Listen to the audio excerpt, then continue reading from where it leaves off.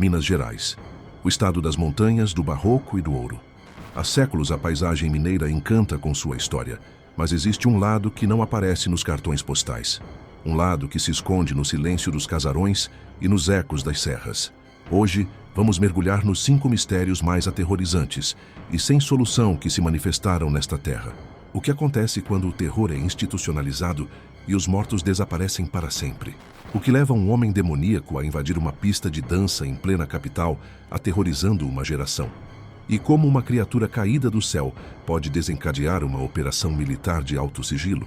Estes mistérios são a história real, incompleta e silenciosa de Minas Gerais que espera ser ouvida. São casos onde a verdade foi roubada, apagada ou levada para longe por forças desconhecidas. Então, sente-se, respire devagar e escute atentamente, e veja se consegue suportar o terror urbano. A tragédia e o mistério do antigo Hospital Colônia. O Hospital Colônia, em Barbacena, não foi apenas uma instituição, mas um cenário de horror que se enraizou profundamente na história de Minas Gerais, ganhando a terrível alcunha de o Holocausto Brasileiro.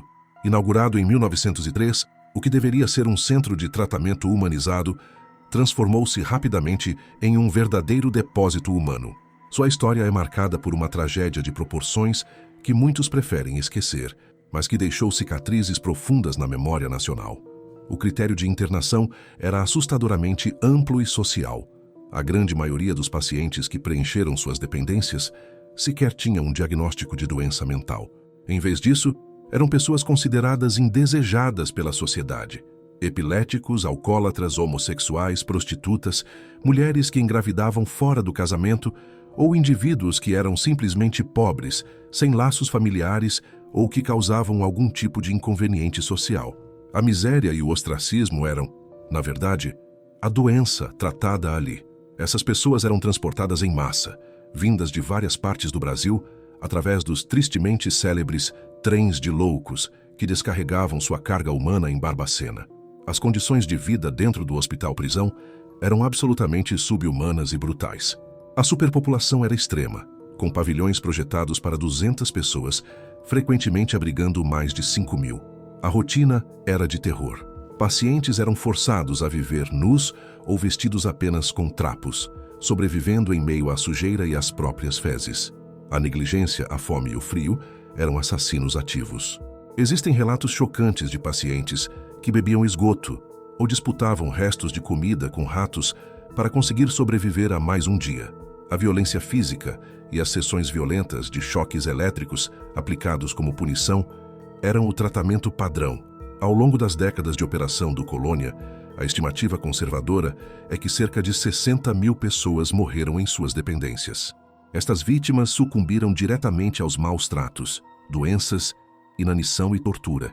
No entanto, o mistério mais profundo e aterrorizante do Colônia não é apenas o número estarrecedor de mortos. O verdadeiro enigma é: o que aconteceu com os corpos e a memória de 60.000 pessoas? Para a grande maioria das vítimas, não havia registros decentes, nem cerimônias de despedida. Seus corpos, frequentemente não reclamados por famílias que optaram por abandoná-los, eram tratados de uma forma que desafia a moral humana. É a partir daqui que o horror se torna um mistério de proporções históricas. Milhares de cadáveres foram vendidos ilegalmente e em segredo para faculdades de medicina por todo o país. Os corpos, destituídos de qualquer dignidade e vistos como mero material de estudo anatômico, eram vendidos a peso para instituições de ensino superior, sem respeito, identificação ou conhecimento das famílias. Esta prática, que durou anos, constitui o mistério do desaparecimento massivo de identidade. O Colônia roubou-lhes a vida e a dignidade, e depois de mortas, a instituição lhes roubou o direito ao sepultamento e à memória. Muitas famílias que buscaram seus parentes jamais obtiveram respostas concretas sobre o destino final dos restos mortais, permanecendo no limbo do desaparecimento e da dúvida eterna.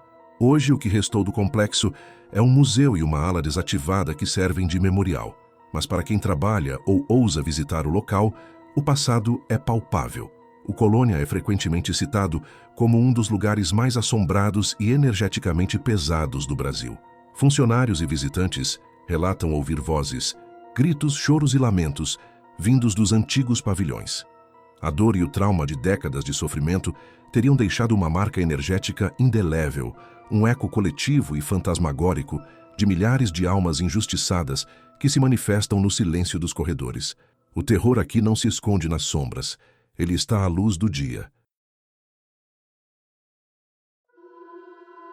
O mistério da ossada desaparecida no cemitério.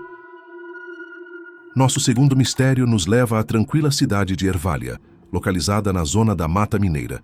Em contraste com a tragédia histórica de Barbacena, este é um enigma contemporâneo, centrado na violação de um local de descanso final e na ausência inexplicável de evidências. O cenário é o cemitério municipal de Ervália, um lugar que deveria garantir a paz dos mortos. O caso se concentra no desaparecimento de uma ossada humana. De acordo com os procedimentos padrão de manutenção de cemitérios, um corpo que atinge o tempo legal de permanência é exumado. Se não houver interesse ou pagamento de taxa de perpetuidade por parte da família, a ossada é acondicionada em um recipiente e transferida para um ossuário ou para uma área específica de armazenamento temporário. Foi exatamente isso que aconteceu neste caso, mas o desfecho foi macabro. A ossada em questão havia sido exumada e estava armazenada em um local dentro do próprio cemitério. No entanto, quando funcionários ou responsáveis foram verificar o conteúdo ou dar o destino final aos restos, encontraram apenas o vazio. O recipiente estava lá, mas a ossada havia desaparecido misteriosamente. O enigma é intensificado pela completa falta de pistas. Não havia, segundo os relatos e a investigação inicial, sinais claros de arrombamento ou de quebra de cadeados nos portões do cemitério. A violação ocorreu de forma silenciosa e cirúrgica, como se o autor do ato tivesse conhecimento íntimo da rotina do local ou tivesse agido com uma destreza calculada. Quem teria interesse em furtar os ossos de um morto anônimo? E mais importante, por que fazer isso com tanto cuidado para não deixar rastros? A ausência de vandalismo sugere que o objetivo não era causar dano geral, mas sim obter aquele material específico, transformando um ato de profanação em um crime focado e misterioso. A polícia de Minas Gerais foi acionada e o caso, apesar de bizarro, foi investigado com seriedade. As perguntas se acumulavam rapidamente e levavam a caminhos obscuros. O desaparecimento da ossada estaria ligado a alguma das diversas teorias de ocultismo e rituais que circulam no imaginário popular de Minas Gerais. Uma das hipóteses mais fortes ventiladas à época foi a de que a ossada teria sido retirada para ser utilizada em rituais de magia negra ou práticas de ocultismo que requerem restos mortais humanos. O anonimato do corpo facilitaria o ato, pois a ossada não teria uma família vigilante para reclamar ou denunciar o roubo rapidamente. Outra teoria, ainda mais perturbadora, sugeria que o ato poderia estar ligado à tentativa de encobrir um crime muito maior. A ossada roubada poderia pertencer a uma vítima de assassinato, cuja identidade ou causa da morte precisava ser apagada definitivamente. O furto dos restos seria a última etapa de uma tentativa desesperada de eliminar qualquer chance futura de reabertura de inquérito ou de identificação de DNA. Independentemente da motivação, o caso é um exemplo vívido de como o mistério pode surgir nos lugares mais inesperados. A falta de testemunhas, a ausência de pistas concretas e a natureza incomum do objeto roubado fizeram com que a investigação atingisse um beco sem saída. O mistério da ossada desaparecida em Ervália permanece sem solução até hoje. O cemitério, um lugar concebido para o descanso eterno e a certeza, guarda agora um silêncio duplo, o dos mortos e o do enigma não resolvido. O paradeiro dos restos mortais e a identidade do ladrão continuam sendo um segredo sombrio, enterrado em algum lugar sob as montanhas de Minas Gerais. O incidente de Varginha. No sul de Minas Gerais, em janeiro de 1996, o que se desenrolou ali não foi um crime de rua, mas um evento que paralisou a nação e chamou a atenção do mundo todo para a ufologia brasileira. O incidente de Varginha. A história começou na tarde de 20 de janeiro. 3 jovens, as irmãs Liliane Fátima Silva e Valquíria Aparecida Silva e a amiga Kátia Xavier, estavam caminhando por um terreno baldio, a caminho de casa, quando fizeram um avistamento que mudaria suas vidas para sempre. Elas alegaram ter visto uma criatura agachada, de aparência perturbadora. A descrição que as jovens deram da criatura é o que a torna tão famosa e enigmática. Ela era pequena, com cerca de 1,60 m de altura. Possuía a pele de uma cor marrom escura e oleosa, uma cabeça grande e protuberâncias que se assemelhavam a 3 chifres na testa. Tinha olhos grandes e vermelhos, e o mais bizarro, parecia estar ferida, emitindo um som semelhante a um zumbido ou gemido. Aterrorizadas, elas fugiram, mas o mistério estava apenas começando. O avistamento das jovens desencadeou uma série de eventos que transformaram Varginha em uma cidade sitiada. Em pouco tempo, surgiram relatos de testemunhas, incluindo militares e bombeiros, que indicavam a captura de mais de uma criatura por equipes do Exército e da Polícia Militar de Minas Gerais. O mistério centralizou-se na intervenção militar em larga escala, que parecia totalmente desproporcional para a simples captura de um animal ou uma pessoa. Segundo os ufólogos e as testemunhas não oficiais, a criatura estaria ferida ou morta e teria sido transportada para o Hospital Regional de Varginha. Há relatos, nunca confirmados oficialmente, de que o hospital foi isolado e que a criatura foi removida por caminhões das Forças Armadas, supostamente sendo levada para a Unicamp em São Paulo ou para bases militares secretas. O sigilo e a velocidade com que as operações teriam sido realizadas apenas adicionaram combustível à teoria de um encobrimento governamental, cover-up. O caso se aprofundou com o relato da policial militar Magalhães, que supostamente teria participado da captura de uma segunda criatura. Anos depois, Magalhães faleceu, e a causa de sua morte, uma infecção fulminante, foi rapidamente ligada pelos ufólogos e pelo folclore popular a um contato com a criatura, aumentando o tom sombrio e trágico do incidente. A versão oficial apresentada pelo Exército e pelas Forças Armadas brasileiras é que as jovens avistaram um morador de rua com problemas mentais, apelidado de Mudinho, coberto de lama. Contudo, essa explicação é amplamente contestada. Não só a descrição do Mudinho difere drasticamente da criatura descrita pelas jovens, mas a complexidade da movimentação militar em Varginha e o subsequente silêncio oficial tornaram a narrativa do morador de rua insustentável para muitos. O incidente de Varginha tornou-se o maior ícone da ufologia no Brasil.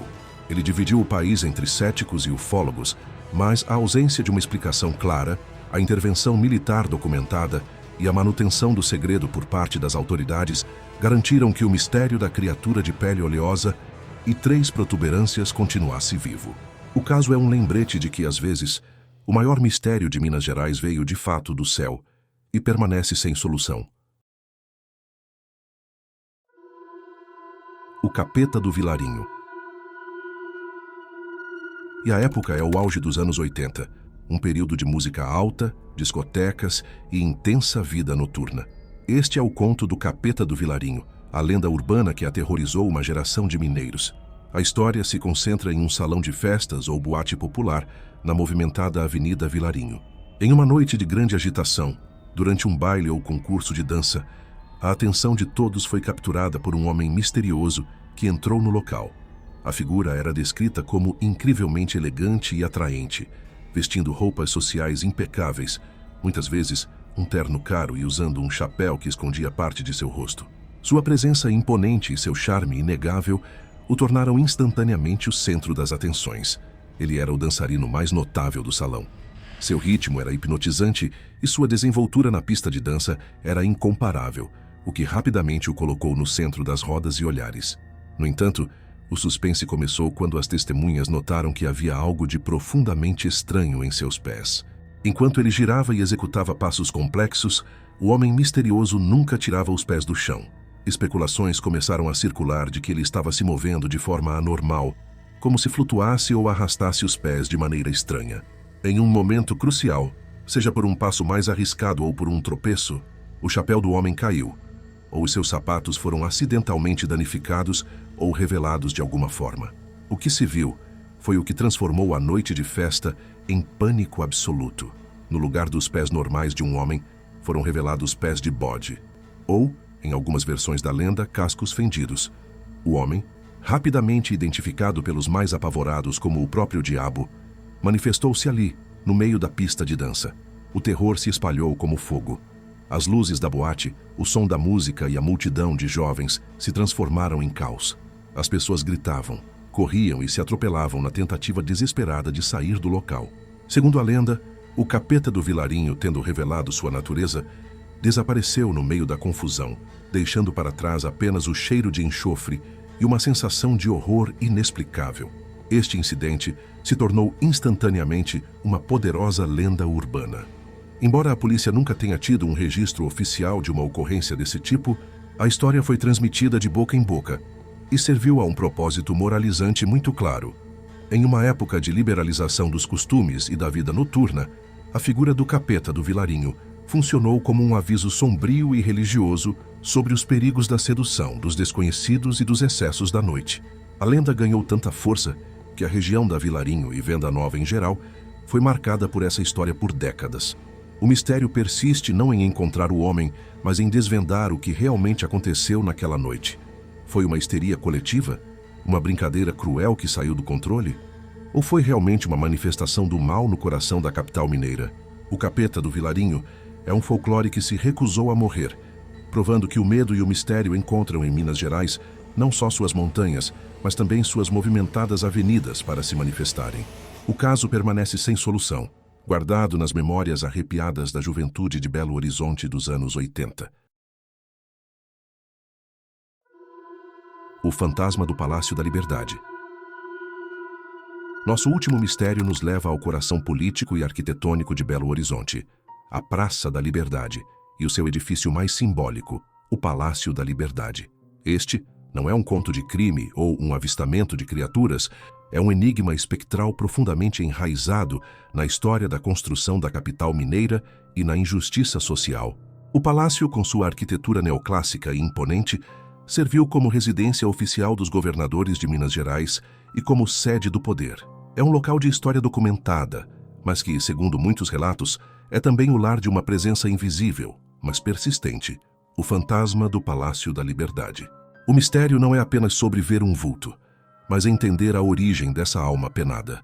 A lenda mais consistente e aceita relaciona o fantasma com a violenta transição de Curral del Rey para a moderna Belo Horizonte no final do século XIX.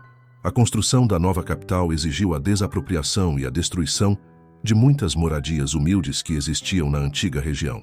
O espírito que assombra o palácio, dizem, é o de uma mulher, uma moradora pobre, possivelmente uma viúva ou mãe solteira, que foi sumariamente expulsa de sua casa para dar lugar ao grande projeto urbanístico.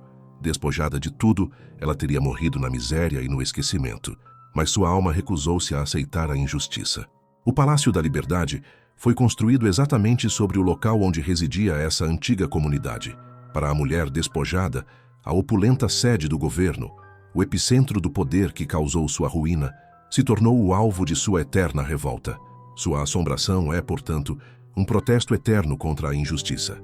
Os relatos de fenômenos paranormais no palácio são numerosos e vêm de fontes diversas, incluindo antigos funcionários, seguranças noturnos e até mesmo políticos que residiram ali. Eles descrevem a experiência de ouvir passos arrastados em corredores vazios, de sentir uma mudança brusca e gelada na temperatura, mesmo em dias quentes, e de presenciar portas se abrindo e fechando sozinhas nas antigas alas residenciais. Em algumas versões, o fantasma é sutil, manifestando-se apenas através de sons distantes ou sussurros inaudíveis. Em outras, ela é mais ativa, movendo objetos ou acendendo e apagando luzes, especialmente na calada da noite, quando o poder oficial está adormecido. A persistência desse fantasma serve como um lembrete sombrio. Enquanto o palácio representa a vitória da modernidade e do progresso, o espírito da mulher simboliza o alto custo humano dessa liberdade e desse desenvolvimento. É um mistério que transcende o sobrenatural, funcionando como uma crítica social fantasmagórica que assombra os pilares do poder. O fantasma do Palácio da Liberdade continua sendo um dos enigmas mais elegantes e melancólicos de Belo Horizonte. O palácio foi reaberto ao público como espaço cultural, mas o mistério de sua residente mais antiga e zangada permanece sem solução. A ausência de uma explicação lógica para os fenômenos garante que a lenda continue viva, provando que em Minas Gerais, o poder político e o mistério caminham lado a lado. Chegamos ao fim desta imersão nos 5 mistérios sombrios de Minas Gerais. O que é mais assustador? A dor histórica do Colônia, a criatura caída do céu em Varginha, ou o mistério de um corpo que simplesmente foi roubado de um cemitério? A verdade é que, para cada um desses casos, as respostas foram roubadas e o medo permanece. Agora eu quero saber de você. Qual mistério você acha que tem uma explicação sobrenatural? E qual foi simplesmente apagado pelo poder? Deixe a sua teoria nos comentários e nos diga qual estado do Brasil deve ser o próximo a ter seus segredos revelados. Se você gostou deste mergulho no terror real, inscreva-se no canal e deixe seu like para não perder os próximos capítulos. Até a próxima vez. Lembre-se, o próximo mistério do terror urbano pode estar à sua porta.